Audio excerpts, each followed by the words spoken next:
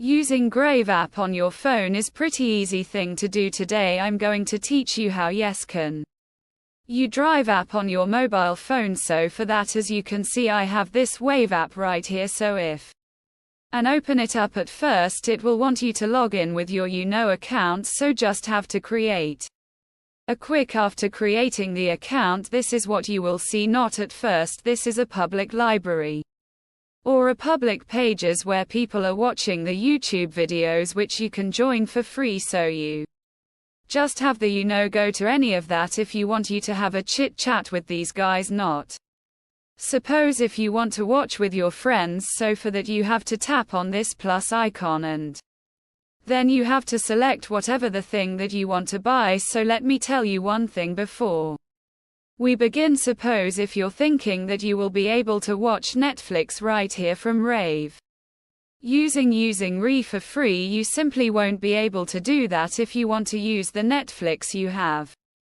to sign in with a Netflix. So after signing it up, you will be able to know in white people. You can invite your friends will join you, and you will be able to know what's the movie at the same time. So that pretty much it. That's what you guys can do. Hope you guys find this without full